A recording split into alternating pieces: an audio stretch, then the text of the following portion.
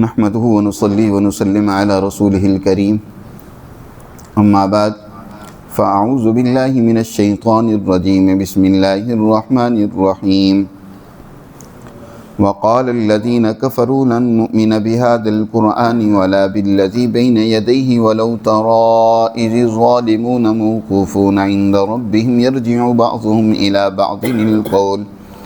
يقول الذين استضعفوا للذين استكبروا لولا أنتم لكنا مؤمنين قال الذين استكبروا للذين استضعفوا وأنحن صددناكم عن الهدى بعد إذ جاءكم بل كنتم مجرمين وقال الذين استضعفوا للذين استكبروا بل مكر الليل والنهار إذ تأمروننا أن نكفر بالله ونجعل له أندادا وأسروا الندامة لما رأوا العذاب وجعلنا الأغلال في أعناق الذين كفروا هل يجزون إلا ما كانوا يعملون وما أرسلنا في قرية من نذير إلا قال مترفوها إنا بما أرسلتم به كافرون وقالوا نحن أكثر أموالا وأولادا وما نحن بمعذبين قل إن ربي يبسط الرزق لمن يشاء ويقدر ولكن أكثر الناس لا يعلمون صدق اللہ العظیم۔ یہ سورۃ السبا کا چوتھا رکوع ہے۔ اللہ سبحانہ و تعالی نے اس رکوع میں قیامت کے احوال کا تذکرہ کیا ہے۔ انسان جس قدر بھی اعمال دنیا میں کرتا ہے، اس کے لیے اللہ نے جزا و سزا کا ایک قانون تو دنیا ہی میں جاری کیا ہے، اور دوسرا قانون برزخ میں جزا و سزا کا ہے۔ انفرادی قسم کے اعمال، ان کی سزا زیادہ تر تو برزخ یعنی قبر میں ہی مکمل ہو جائے گی، اور جو اجتماعی جرائم اور گناہ ہیں، دوسروں پر ظلم و زیادتی، دوسروں کے لیے دنیا کے اندر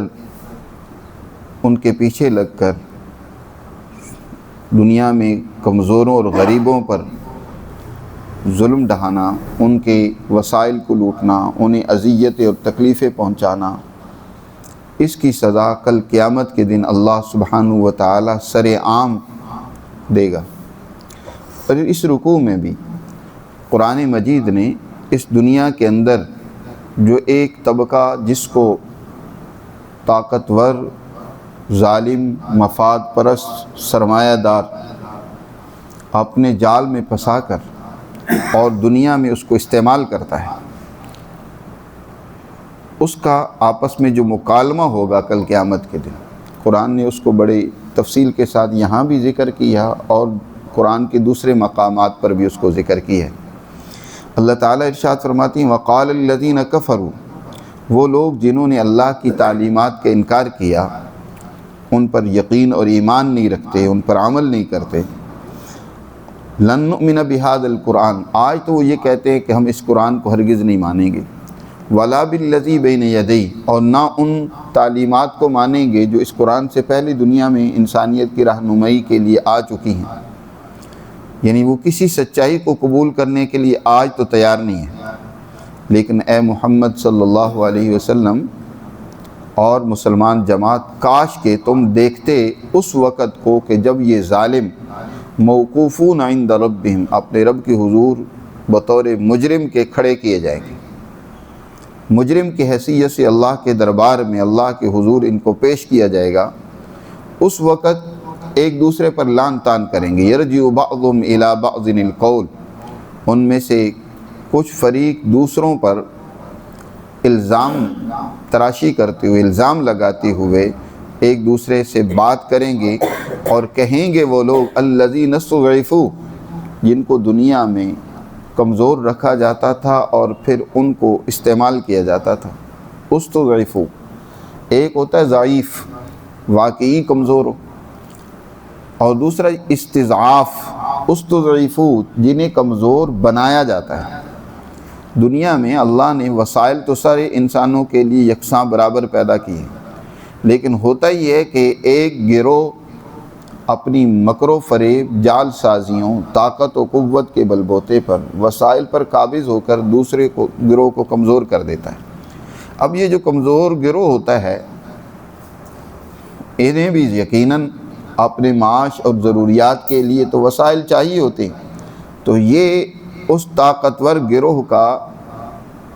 اس کا کھلونا بن جاتا ہے، ان کے ہاتھوں استعمال ہوتا ہے۔ وہ ان کو مختلف نعروں سے، مختلف ہیلوں اور بہانوں سے اپنے مقاصد کے لیے استعمال کرتے ہیں۔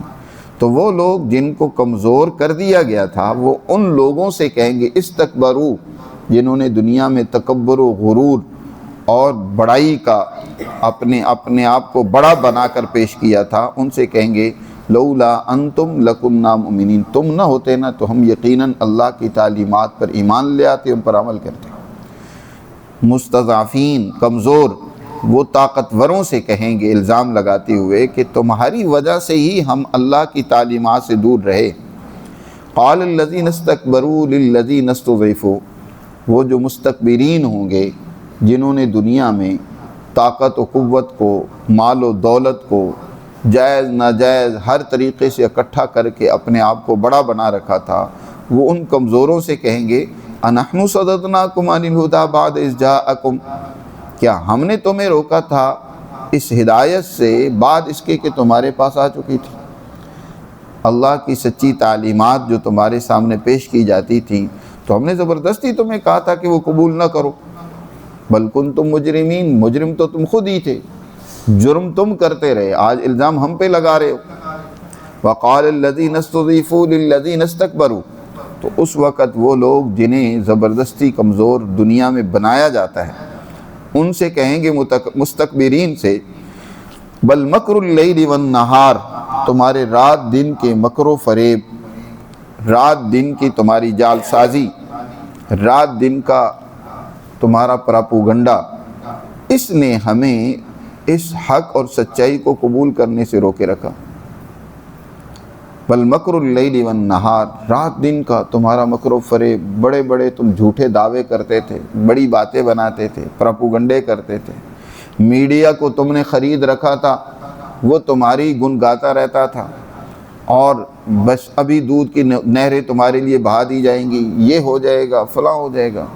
آج ہم اپنے معاشرے میں دیکھیں نا تو آج بھی ایک طبقہ وہی مستکبرین کا طرح طرح کے مکر و فریب اور بڑے بڑے سنہری نعروں اور مختلف ہیلوں اور طریقوں سے ایک کمزور طبقے کو پیچھے لگائے ہوئے، چاہے وہ آپ کے سیاسی لیڈر ہوں، چاہے وہ آپ کے مذہبی رہنما ہوں، اپنے مفادات کے لیے پیچھے لگا لیتے اور بڑے سلوگن بڑے عمدہ اور عالیشان پیش کیے جاتے ہیں۔ قرآن کہہ رہا ہے کہ اس وقت وہ مستضعفین، وہ بھی مجرم کی حیثیت سے پیش ہوں گے، مستکبرین دونوں، تو وہ کہیں گے بل مکر اللیل والنہار، تمہارا رات دن کا مکر و فریب، اس نے ہمیں حق سے دور رکھا۔ اذ تأمروننا ان نکفر باللہ، جب تم ہمیں حکم کرتے تھے کہ اللہ کی تعلیمات کو ہم پیچھے چھوڑیں، ہم انکار کریں، اور ونجعل لہ اندادا، اور اس کا شریک بنائیں، جی دوسری طاقتوں اور قوتوں پر بھروسہ کریں، اللہ کی تعلیمات پر عمل کرنے سے ہم باز رہتے تھے، تم نے ہمیں اپنے مکر و فریب سے دور رکھا۔ وَأَسَرُّوا النَّدَامَةَ لَمَّا رَأَوُا الْعَذَابَ، لیکن اس وقت کا یہ پچھتاوا، ایک دوسرے پر الزام لگانا انہیں اللہ کے عذاب سے بچا نہیں سکے گا، دونوں عذاب میں گرفتار ہوں گے، اور جب عذاب کو دیکھیں گے نا تو اس وقت چپکے اندر اندر بڑا پچھتاوا ہوگا کہ ہائے افسوس ہم نے کیا کیا ہے، ہم ان کے پیچھے لگ کر جو ہے اپنی عاقبت خراب کرتے رہے۔ وَأَسَرُّوا النَّدَامَةَ، ندامت اور شرمندگی کو چھپائے ہوئے ہوں گے جب وہ عذاب بھی الہی کو دیکھیں گے۔ وَجَعَلْنَا الْأَغْلَالَ فِي أَعْنَاقِ الَّذِينَ كَفَرُوا،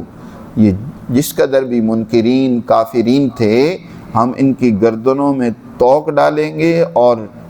ان کے ذریعے سے گھسیٹ کر انہیں جہنم میں پھینکا جائے گا۔ گردنوں میں وہ زنجیریں ہیں، زنجیروں کے ذریعے سے ان کو جکڑا جائے گا، توق گردن میں ڈالا جائے گا اور ان کو کھینچا جائے گا، حل یجزون الا ما کانوا یعملون، یہ جو تمہیں سزا دی جا رہی ہے نا، یہ اللہ سبحانہ و تعالیٰ تمہاری کرتوتوں کی تمہیں سزا دے رہا ہے۔ یہ نہیں بدلہ تمہیں دیا جا رہا ہے الا ما کانوا یعملون، مگر جو تم کرتے تھے، یہ تمہارے اپنے کرتوت ہیں۔ اللہ کسی پر کوئی ظلم و زیادتی ناانصافی نہیں کرتا۔ قرآن نے ایک اور حقیقت عیاں کی ہے کہ ہمیشہ سے اللہ کے سچے ہادی رہنما دنیا میں انسانیت کی رہنمائی کے لیے آتے رہے، لیکن وہاں کے مترف، وہاں کے سرمایہ دار، دولت مند، خوشحال طبقہ، اس نے سب سے زیادہ انبیاء اور رسل کی ہادیوں کی مخالفت کی۔ وما ارسلنا فی قریۃ من نذیر الا قال مترفوها انا بما ارسلتم به کافرون،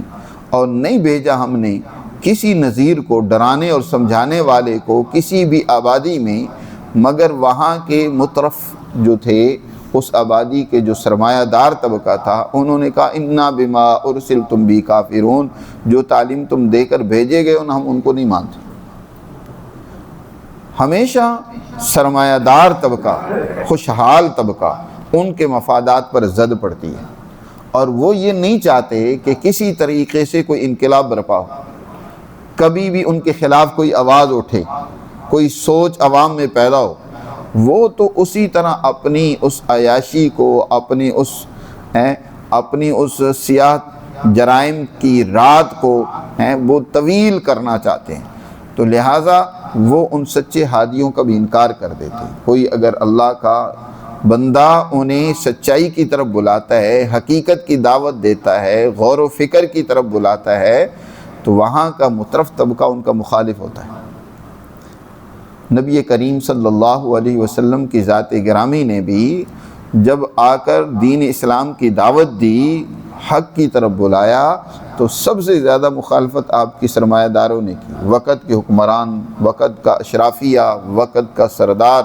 ان کو سب سے زیادہ تکلیف ہے۔ کمزور طبقہ تو حضور صلی اللہ علیہ وسلم کی بات سمجھتا گیا اور حضور کے جماعت میں اور اتباع میں شامل ہوتا چلا گیا۔ وہ ابو سفیان کا مکالمہ جو ہرقل سے ہوا، روم کے حاکم سے، جب آپ صلی اللہ علیہ وسلم نے اسے خط لکھا، اور ان دنوں میں ابو سفیان ایک تجارتی قافلے کے ساتھ روم گیا ہوا تھا، اور اس نے ان تمام عرب تاجروں کو اپنے دربار میں بلا کر ان سے چند ایک سوالات کیے نبی پاک صلی اللہ علیہ وسلم کے بارے میں، اور ان میں سے ایک سوال یہ تھا کہ یہ بتاؤ کہ ان کی اتباع کرنے والے اشراف الناس ہیں یا ضعفاء الناس ہیں؟ کمزور طبقہ ان کے پیچھے چل رہا ہے، ان کی بات مان رہا ہے۔ کمزور طبقہ کیونکہ بیچارے اپنے مسائل سے مجبور ہوتے ہیں، سرمایہ دار بھی انہیں استعمال کر لیتا ہے، اور کوئی حق پسند انسان انہیں سمجھائے تو وہ اس کے پیچھے بھی چلتے ہیں۔ جی، تو اس نے یہی سوال کیا کہ حضور کی اتباع کرنے والے کون سے لوگ ہیں؟ تو ابو سفیان نے کہا بل ضعفاء الناس، بلکہ کمزور طبقہ ہے، کیونکہ انبیاء کمزور طبقے کے ہی حقوق کی بات کرتے ہیں۔ سرمایہ دار، مالدار، ان کے تو اس ظلم پر زد پڑ رہی ہوتی ہے، ان مفادات پر زد پڑ رہی ہوتی ہے، اس لیے وہ مخالف اور منکر ہو جاتا ہے۔ قرآن نے کہا کہ ان کے جو مترف لوگ تھے، سرمایہ دار اور خوشحال لوگ تھے، انہوں نے انکار کیا انبیاء کی تعلیمات کا، اور وہ کہنے لگے وَقَالُوا نَحْنُ أَكْثَرُ أَمْوَالًا وَأَوْلَادًا وَمَا نَحْنُ بِمُعَذَّبِينَ، کہ دیکھو ہم مال کے اعتبار سے اور فوج اور اپنے کارندوں کے اعتبار سے تم سے زیادہ ہیں۔ ان کو بڑا گھمنڈ ہوتا تھا اپنے مال پر، اور اسی طرح اپنی افرادی طاقت و قوت پر۔ وہ کہتے تھے ہمارے پاس افرادی طاقت بھی ہے اور مال بھی بہت زیادہ ہے۔ وَمَا نَحْنُ بِمُعَذَّبِينَ، اور اگر کوئی عذاب اور سزا آئی بھی تو ہم تو بچ جائیں گے، ہمارے پاس ظاہر ہے دنیا کے اندر سزا سے بچنے کے عام طور پر یہ دو ہی راستے ہوتے ہیں، مال دے کر انسان بچ جاتا ہے، رشوت دے کر، یا انسان کے پاس افرادی طاقت ہو تو مقابلہ کر کے مد مقابل کو شکست دے دیتا ہے، اور وہ اس طریقے سے بچ جاتا ہے۔ تو کہتے ہیں ہمارے پاس مال و اولاد زیادہ ہے۔ اولاً بات تو یہ ہے کہ ہمارے لیے کوئی سزا نہیں ہے، اللہ نے ہمیں خوشحالی دے رکھی ہے، نعمتیں دے رکھی ہیں، یہ سب کچھ ہمارے پاس اگر یہاں ہے تو آگے بھی ہم ہی خوشحال ہوں گے۔ یہ گویا مال و اولاد انسان اپنی کامیابی کا ذریعہ اس کو سمجھتا ہے۔ اور سمجھتا ہے اسی کی بنیاد پر ہی سارے فیصلے ہونے۔ اللہ نے فرمایا نہیں، مال و دولت کسی کے پاس زیادہ ہونا کم ہونا اس کے پیچھے تو اور تکوینی حکمتیں ہیں، اور یہ ایک اور اللہ کا قانون ہے۔ اس قانون کے تحت مال و اولاد یہ تو بدلتے رہتے ہیں، کبھی اللہ کسی قوم کو زیادہ دیتا ہے، کبھی کسی کو زیادہ دیتا ہے، یہ اس کے قانون کے تحت ہے۔ لیکن یہ مال یہ کوئی حق پر، سچائی پر، نجات یافتہ ہونے پر دلیل نہیں ہے۔ قُلْ إِنَّ رَبِّي يَبْسُطُ الرِّزْقَ لِمَن يَشَاءُ، اے پیغمبر فرما دیجئے میرا رب رزق تو جس کے لیے چاہتا ہے وسیع کر دیتا ہے، پھیلا دیتا ہے، اور جس کے لیے چاہتا ہے اس کو تنگ کر دیتا ہے۔ اس کے پیچھے تو اور تکوینی حکمتیں ہوتی ہیں، اس کے تحت یہ نظام چلتا ہے۔ لیکن اکثر لوگ جانتے نہیں ہیں کہ حق کا معیار مال و اولاد نہیں ہے، یہ دنیاوی خوشحالی نہیں ہے۔ حق کا معیار تو سچائی ہے، اللہ کی تعلیمات ہے، عقل کی بات ہے، اس پر کون عمل کر رہا ہے؟ ماضی اس وجہ سے کہ ہم مالدار ہیں جی ہمارے لیے یہ ساری خوشحالی ہیں، نہیں۔